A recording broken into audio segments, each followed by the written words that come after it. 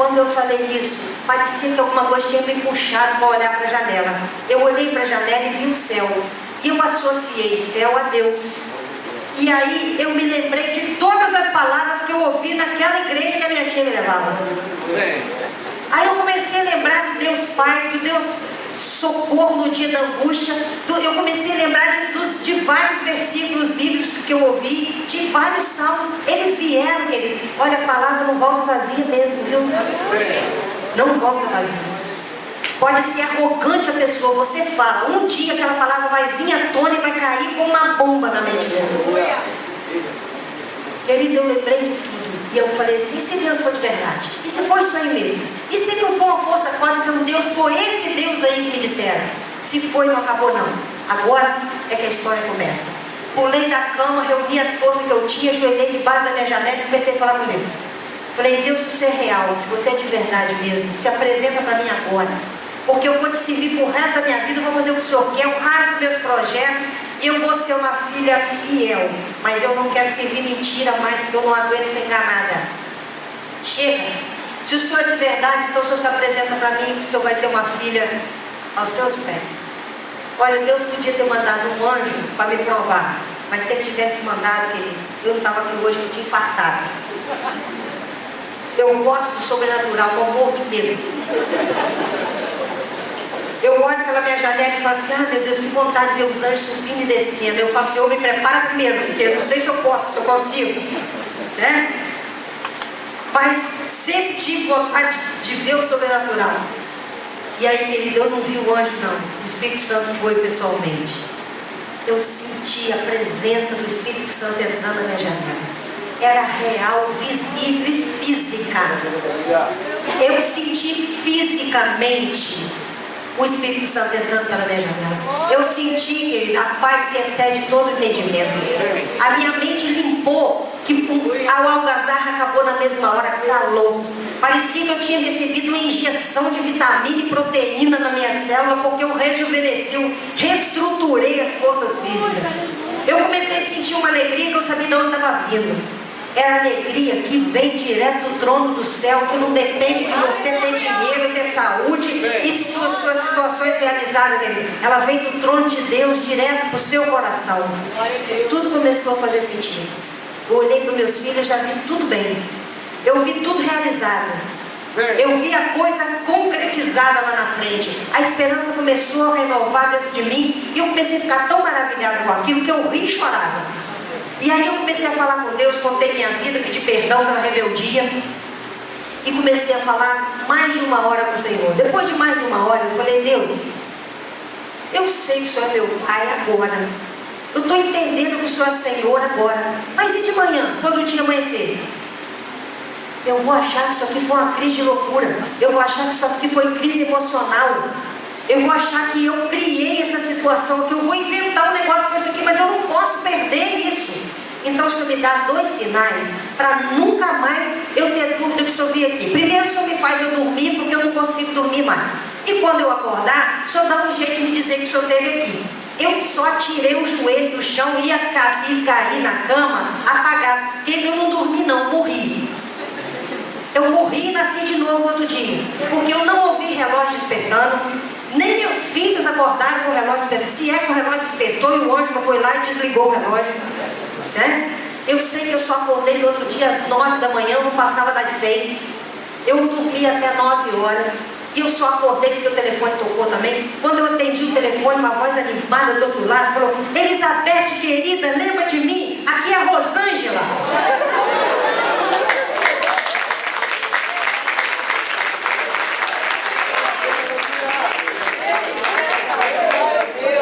A Rosângela. Eu perdi a força nas pernas, sentei no chão, não tive condição de ficar em pé, tremia assim. E ela falou assim: olha, Elizabeth, só não liguei antes, porque o telefone da minha casa quebrou. Até o telefone Deus quebrou. O telefone quebrou, eu tinha que esperar 9 horas para minha firma abrir, porque senão eu tinha ligado de madrugada. Porque Deus me fez ficar acordada a madrugada inteira, olhando para você, na beirada da sua janela, de joelho, pedindo socorro. Agora eu vou aí orar para você, porque o Senhor mandou. E Deus foi na minha casa, querido. E a minha vida começou de outra forma. Muito tempo depois, com 15 anos, minha filha teve uma depressão e quase morreu. 3 anos, dos 15 aos 18. Deus não põe um tapete vermelho que você aceita ele não, querido. Você passa por batalha, mas você sabe que vai vencer. A diferença é essa. Dos 15 aos 18, minha filha teve uma depressão e quase morreu. Quando ela estava já aos 18 anos, sem força física nenhuma, magrinha, pesando 30 e poucos quilos, ela disse que não aguentava mais e que ela não ia viver mais, que ela ia dar um jeito de ir embora, porque ela não queria mais viver.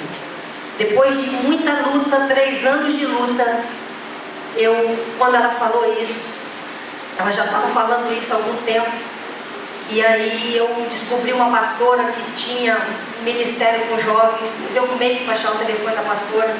O dia que eu achei foi numa quinta-feira. Naquela quinta de madrugada, minha filha me acordou e falou: acabou, não tem jeito. Eu não consigo melhorar, eu não consigo viver, eu estou no inferno. E eu quero dizer para você o seguinte: Deus não me ama, porque se Ele me amasse, Ele tinha ou me levado, porque eu já pedi para Ele me levar, ou tinha me curado, e nenhuma das duas coisas Ele fez. E aí eu falei com ela assim: olha só, eu sei o que você está querendo dizer, com eu vou embora, mas vou pedir uma coisa para você: me dá 24 horas do seu dia para mim. Não faça nada, não faça nada, apenas me dê as 24 horas próximas para mim.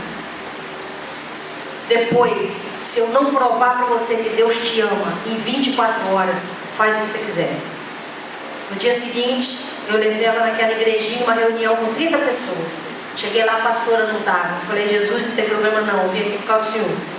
E eu só vou sair daqui com a minha bênção. Vou sentar e vou esperar até o Senhor descer e trazer a minha bênção. E eu sentei com minha filha lá. Um rapaz de São Paulo estava pregando, 25 anos ele. E aí ele parou no meio da pregação e falou assim: olha, gente, vocês me dão licença, mas Deus está falando um negócio aqui no meu cabeça que eu não estou conseguindo prestar atenção na mensagem. Ele mandou um recado para aquela senhora ali, apontou para mim.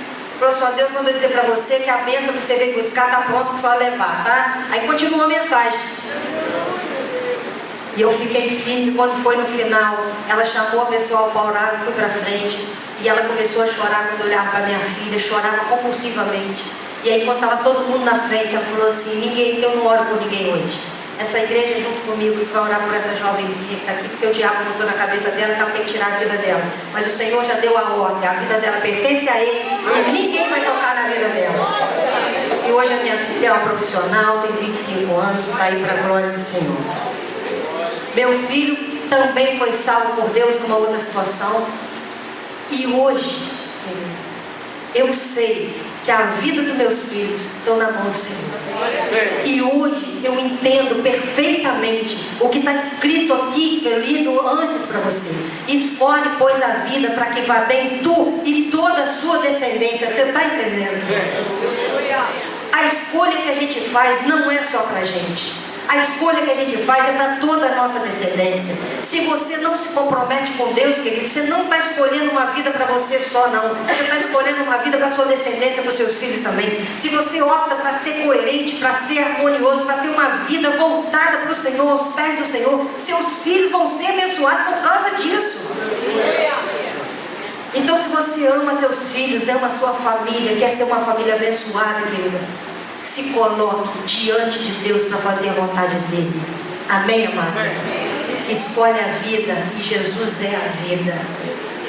É Ele que vai dar direção, segurança, porque nesse mundo aqui, dinheiro nenhum torna uma pessoa segura. Eu já vi milionários falindo, e você já deve ter ouvido uma história assim, certo? Então não tem dinheiro no mundo, não tem estrutura no mundo que resiste, mas quem está nas mãos do Senhor vai ficar onde Deus quer. Amém? E hoje eu quero falar de uma coisa que Deus quer para a sua família. Você acredita aqui que a palavra tem poder? Acredita? Nós precisamos construir um mundo melhor. Se tem alguém preocupado em fazer algo diferente, se tem alguém preocupado em ser uma pessoa melhor, é o povo de Deus. Tem alguém nesse momento, tem alguém agora, tem algum grupo reunido, querendo saber como se faz para viver melhor, para ser uma pessoa melhor. Alguém está reunido aqui no seu povo de Deus? Não é verdade? Aonde as pessoas estão reunidas para buscar qual é a vontade de Deus? E a vontade de Deus é excelência para a nossa vida. A vontade de Deus, querido, não é para mostrar só a salvação para você, não. Não é só para te garantir que você vai viver eternamente com o Senhor, não. A vontade dele é para garantir que você viva com excelência aqui e agora. Amém? Se a gente fizer o que está escrito aqui, a nossa vida, querida, é de excelência hoje. Não é só na eternidade, não. A segurança é agora. E Deus quer algo para a nossa família. Nós precisamos aprender como nós estamos reagindo com nossa família. Infelizmente, amado, nós somos assim. O melhor de nós levamos para fora. O pior a gente leva para dentro de casa. Na igreja a gente é prestativo. Se o pastor falar assim, gente, vamos fazer um mutirão, vamos pintar a igreja, vamos falar, eu tenho certeza que você vai estar aqui para ajudar. Mas talvez a sua mulher pedir para você arrumar uma cozinha em casa, você vai fazer cara feia, não vai querer. Dentro de casa, querido, na rua a gente é simpático, a gente é legal com os amigos, a gente sorri, a gente conta uma história alegre. Dentro de casa a gente fecha a cara, fica com aquele ar de carrancudo e só dá a ordem, só fala. Por que a gente leva o pior para casa? É na nossa casa que estão as pessoas que a gente mais ama. É dentro da nossa casa que tem as pessoas que mais amam a gente. Por que elas têm que ter o pior da gente? Elas precisam do nosso melhor. Você pode dizer amém, irmão? Amém. É isso que Deus quer para nós. Ele quer que você seja prestativo dentro de casa, Ele quer que você seja amoroso dentro de casa, Ele quer que você seja simpático, brincalhão, que você seja divertido dentro de casa também. E essa noite, em nome de Jesus, é isso que Deus quer ensinar a gente hoje. Como você vai viver dentro da sua casa, para você realmente ser um servo de Deus. Porque a palavra de Deus diz lá no livro de Tiago, querido, se você não presta atenção naquilo que você fala, a sua religião é vã. Tiago 2,26, depois você vai ler. A sua religião é vã, não vale de nada se você não estiver prestando atenção na forma que você está vivendo. Um dia Jesus vai olhar para a gente, e a Bíblia diz isso, que uns vão falar, Senhor, fiz a sua obra, expulsei demônio, fiz isso, fiz aquilo, preguei o Evangelho, e Ele vai dizer o quê? Não conheço você, não é isso? Por que não conhece? Porque não reconhece. O que é reconhecer? É ver Jesus na gente. Você pode fazer uma obra maravilhosa, querido, mas se você não estiver refletindo o Espírito Santo de Deus, Ele não vai te reconhecer. É um estilo de vida, como nós somos. Amém? Você acredita que a palavra tem poder, não acredita? Então nós vamos saber que poder é esse. No livro de Isaías diz o seguinte: o Senhor me deu a língua dos instruídos para que eu possa sustentar com uma palavra que está cansada. Como é que é a palavra que sustenta que está cansado? Quem já teve um momento difícil na vida? Deprimido, chateado, meio cabisbaixo, e você conversou com alguém, uma palavra de ânimo mudou você, mudou o seu estado de ânimo. Alguém já experimentou isso, querido? A palavra que renova o ânimo. Por que a gente não usa esse poder? Quando seu marido sai de casa, dá uma palavra abençoada por dia para ele. Quando a sua esposa saiu ou ficar, fala uma palavra abençoadora para o seu filho quando ele vai para a escola. Com o seu amigo no trabalho. É um instrumento poderoso, a gente tem que estar aqui, querido. Não custa nada, é só ter boa vontade, amor no coração, e a gente vai mudando o mundo à nossa volta.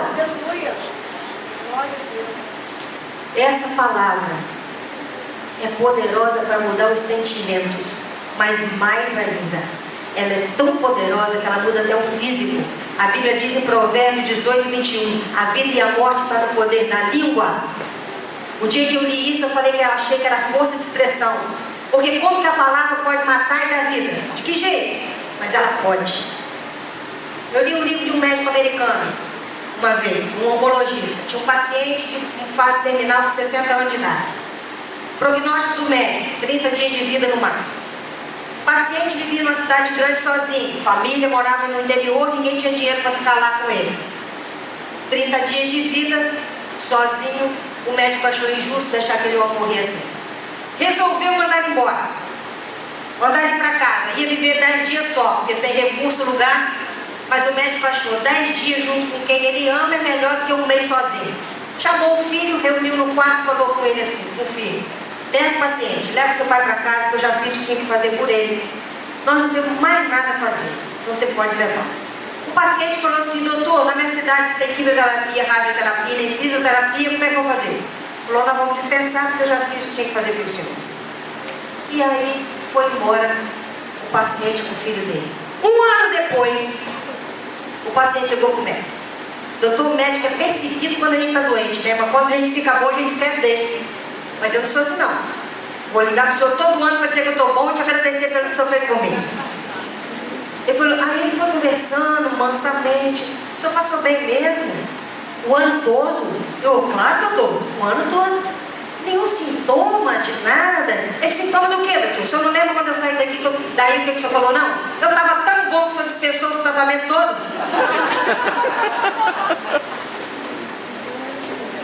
Ele tomou posse da palavra que nem dada tinha sido. Mas foi interpretada, querido.